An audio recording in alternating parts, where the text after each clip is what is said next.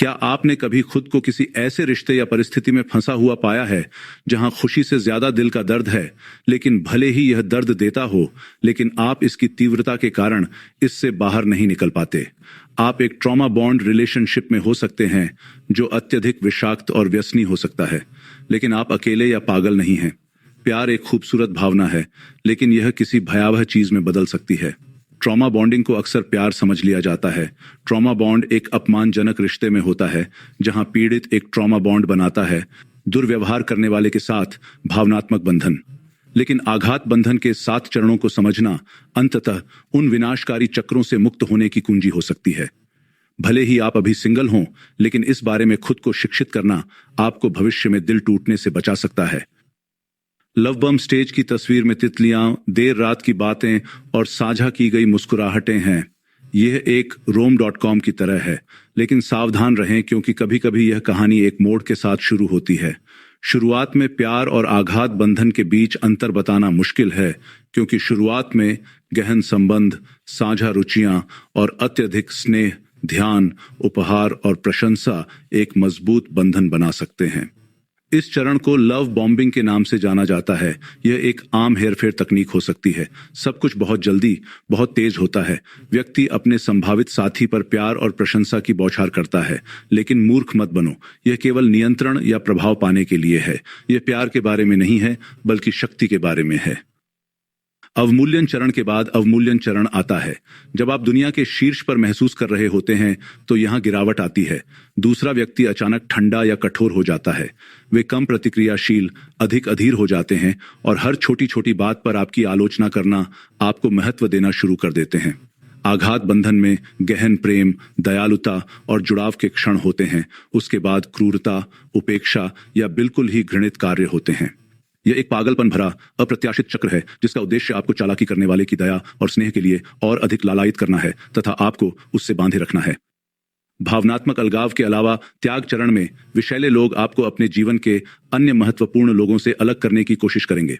अचानक आप दोस्तों से संपर्क खोना शुरू कर देते हैं, परिवार के साथ कम समय बिताते हैं और ऐसा महसूस करते हैं कि आपके समर्थन प्रणाली में केवल वे ही बचे हैं। ऐसा इसलिए है क्योंकि वे चाहते हैं कि आप आघात बंधन को गहरा करने के लिए, भावनात्मक समर्थन के लिए पूरी तरह से उन पर निर्भर रहें। अरे, अभी भी वहां?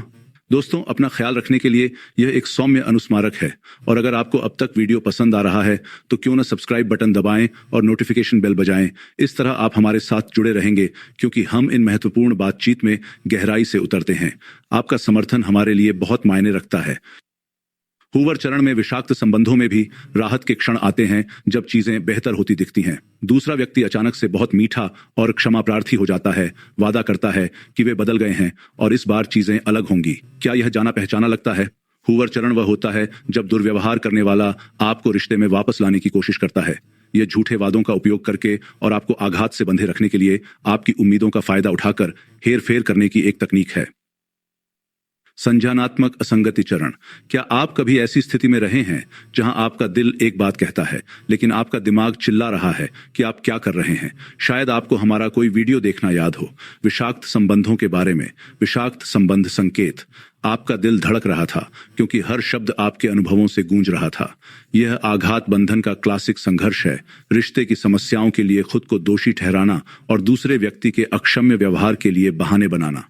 ट्रॉमा बॉन्डिंग के पीड़ितों के लिए अपने दुर्व्यवहार करने वालों के व्यवहार को तर्कसंगत बनाना और यह विश्वास बनाए रखना आम बात है कि उन्हें जो प्यार महसूस होता है वह सच्चा है।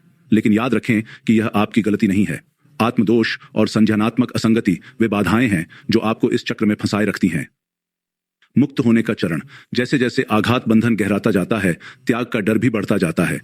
यह डर लकवाग्रस्त कर सकता है, लेकिन इस पर काबू पाना विषाक्त रिश्ते की पकड़ से मुक्त होने का एक महत्वपूर्ण कदम है। लेकिन एक समय ऐसा आता है जब आपको एहसास होता है कि अब बहुत हो चुका है। आप इस तथ्य से जागते हैं कि आप बेहतर के हकदार हैं और आत्म प्रेम और सशक्तिकरण की दिशा में एक महत्वपूर्ण मोड़ है। यह आसान नहीं है। वास्तव में यह सबसे कठिन हिस्सा हो सकता है। मुक्त होने के लिए दुर्व्यवहार के पैटर्न को पहचानना, मदद और समर्थन मांगना और छोड़ने का साहस करना शामिल है। चोट को स्वीकार करना और बदलाव की दिशा में पहला कदम उठाना विकास और सकारात्मक प्रगति का एक मजबूत संकेत है। ठीक होने का चरण तूफान के बाद की शांति की तरह ही है। आघात बंधन का ठीक होने का चरण अपनी पहचान को पुनः प्राप्त करने, अपने आत्मसम्मान को पोषित करने और अपने उन हिस्सों को फिर से बनाने का समय है जो रास्ते में खो गए थे। ये इस बात को समझने के बारे में है कि हमारा मूल्य किसी और की राय या हमारे साथ व्यवहार से बंधा नहीं है। अपने आप को सकारात्मकता, प्यार और उन चीजों से घेरें जो आपको वास्तविक खुशी देती हैं। इसे धीरे धीरे लेना ठीक है। हर छोटी जीत, हर अच्छा दिन, ये सब मिलकर काम करते हैं। अभी ठीक होना एक मैराथन की तरह लग सकता है, लेकिन समय, धैर्य और थोड़े से आत्म प्रेम के साथ आप पाएंगे कि यह उतना असंभव नहीं है जितना लगता है। अगर यह देखकर आपको अच्छा लगा तो याद रखें, आप अकेले नहीं हैं। हमारा समुदाय यहाँ है, सुनने और समर्थन करने के लिए तैयार है। तो अपने विचार नीचे साझा करें। आपकी कहानी शायद किसी और की जरूरत की जीवन रेखा बन सकती है। और अगर आपको यह वीडियो ज्ञानवर्धक लगा तो इसे देखने के लिए यहाँ क्लिक करें।